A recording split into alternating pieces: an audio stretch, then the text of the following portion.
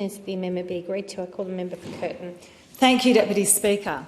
Well, the Government's Defence Amendment Parliamentary Joint Committee on Defence Bill 25 is a welcome step towards meaningful parliamentary oversight of our defence.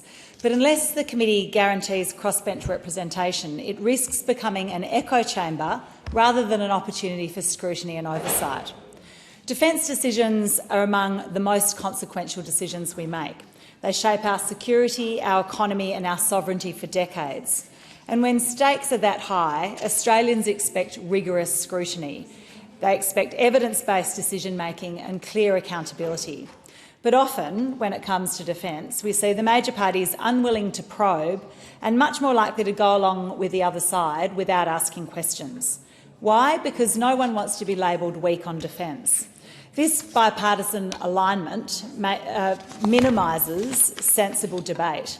And AUKUS is a case in point, a multi-decade $300 billion undertaking that will define our defence strategy for decades to come. And that kind of commitment deserves rigorous testing of assumptions, trade-offs and alternatives, not silence. AUKUS may well be the best defence strategy for Australia to pursue, but the only way we can test those assumptions is through investigation and oversight. Now, the bill amends the Defence Act to establish a Parliamentary Joint Committee on Defence with powers to review administration and expenditure of Australian defence agencies, scrutinise capability development and acquisitions, and consider strategy and planning documents, examine operations in war and significant non-conflict operations, request briefings from the heads of defence agencies, the Inspector-General of the ADF and the Director-General of National Intelligence, to inquire into other matters relating to Australia's defence agencies under the committee's own initiatives and report to the Minister and to both houses. And let's start with the good things about these changes. Well, this provides a secure statutory forum so the Parliament can see classified material on capability, schedules and risks, something that Senate estimates cannot reliably provide. It provides an end-to-end remit across strategy, capability, acquisition and operations, so the committee can trace decisions from concept to delivery. It provides continuity across parliaments for multi-decade programs like AUKUS and shipbuilding, with safeguards against inappropriate disclosure. And it provides oversight of independent regulators, such as the Inspector-General of the ADF, so integrity and safety can't be sidelined. But there is a strong argument that this bill doesn't go far enough on transparency. Let's set that aside for now. It is, at minimum, this is a step in the right direction. But the bill has one serious problem. It has no guaranteed crossbench representation. The bill sets up a committee with 13 members, 7 from the government and 6 non-government members. But there's no guarantee of crossbench participation amongst the non-government members. And the nomination process also requires consultation with recognised political parties, but no obligation to consult independents. So in practice, membership can be stitched up between the two major parties. Now, if Parliament is serious about independent oversight, it must include independents in its membership. And let's remember that in the last election, independents and minor parties received 34% of the national primary vote, more than the Coalition on 32% and just slightly below Labor on 35%. So it's vital that our committees, which play a crucial role in scrutiny and oversight, reflect the composition of the Parliament and the will of the Australian people. Now, the bipartisan bind on AUKUS is the perfect example of why crossbench scrutiny of defence decisions is necessary.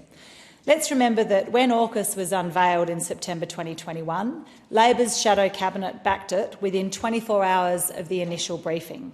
Classic evidence of both sides rushing to avoid a political wedge rather than inviting open national debate.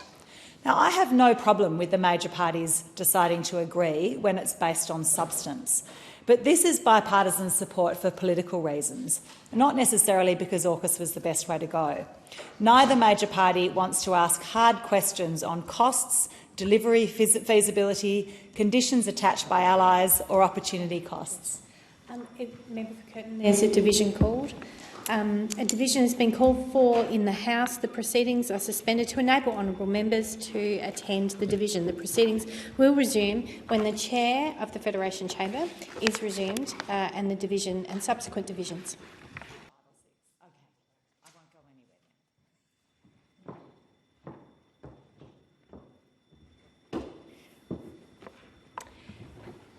And the member for Curtin, in continuation. Neither major party wants to ask hard questions on costs, delivery feasibility, conditions attached by allies or opportunity costs. Crossbenchers are often willing to ask the hard questions and do the work. Now, AUKUS may well be a good thing, but to build public trust, rigorous review is needed. Your average citizen doesn't want or need to know everything about our defence strategy, but they do want and need to know that people acting in the public interest have made the best decisions they can based on the best information available, the right people making the right decisions for the right reasons. And they need to know that people who are acting for them, not for political benefit or career progression, are having a good hard look at it. The Prime Minister's recent White House meeting secured a verbal confirmation from President Trump that it's full steam ahead on AUKUS. Now, that reassurance matters. It lowers near-term sovereign risk and signals allies' resolve. But it's not a reason to suspend scrutiny. Even at that meeting, the US Navy Secretary said that there were some ambiguities in the deal. Now, let's consider how many uncertainties remain in the AUKUS Pillar 1 agreement that Australia is spending $300 billion on. These demonstrate why scrutiny is required. Firstly, will the Virginia-class submarines actually be effective? Their advantage is in being much harder to detect than traditional submarines, but the detection technology will have improved significantly by the time we start receiving these subs in the 2030s.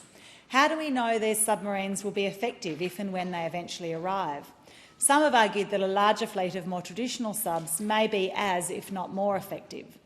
Secondly, will the US have the capability to deliver the submarines?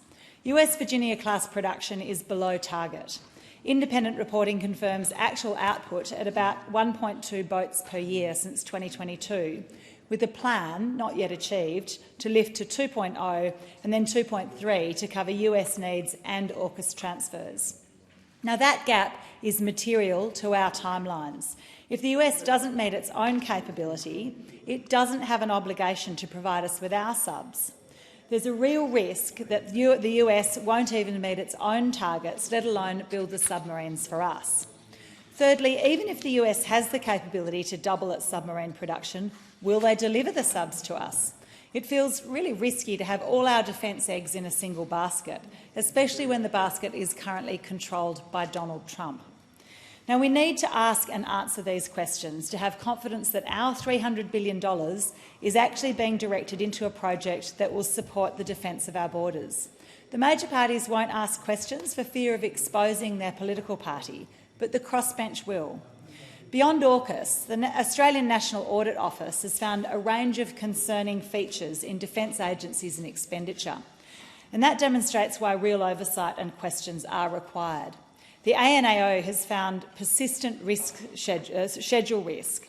The 2023-24 NPR reports a 25-month average slippage across major projects.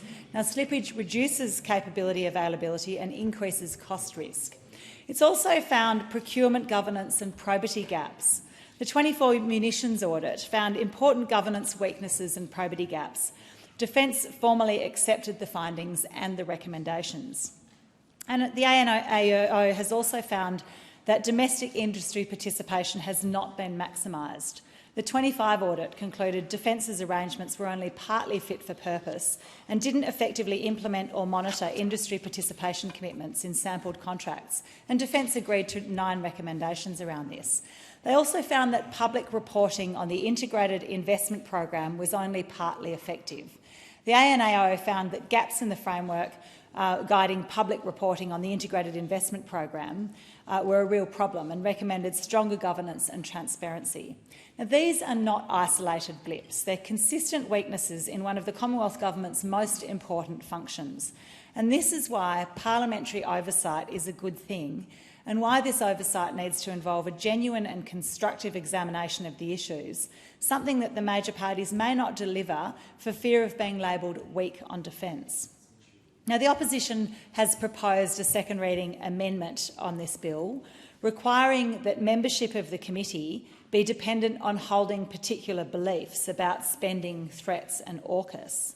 Now, even if I happen to hold these beliefs, I see this as being deeply problematic and really quite ridiculous. So much for the separation of powers. The Parliament and parliamentary processes are meant to hold the executive to account. And the questions that can be asked in these committees should be able to cover and express any range of views. Our big spending in this area should be able to stand up to rigorous examination. So I find this deeply, deeply problematic. And this is part of broader political shenanigans that are going on in this place at the moment about committee roles. And it makes a farce of the separation of powers and the accountability checks that we are meant to have in our democracy. Committee positions should not be used as treats or as weapons for domestic political purposes, but as a really important part of our system to ensure that we are making good decisions. So I would encourage the opposition and also the government to stop its silliness and take on its role, recognise that committees play an important and serious accountability role. In closing, I support the creation of a Parliamentary Joint Committee on Defence. It's a necessary accountability measure, but who sits on it will determine what it actually does and the scope of its inquiries. So I think the government should guarantee crossbench representation and mandate consultation with independents when nominating members, not just recognised political parties. Our defence deserves proper scrutiny and examination. And this isn't a radical ask. There are other committees that specify that the crossbench should be represented on those committees. Putting independents in the room would certainly be a step in the right direction to ensure genuine engagement and open-minded and fearless engagement with the issues, and also honour the purpose of committees as an accountability measure in our democracy. Thank you. I thank the member. The question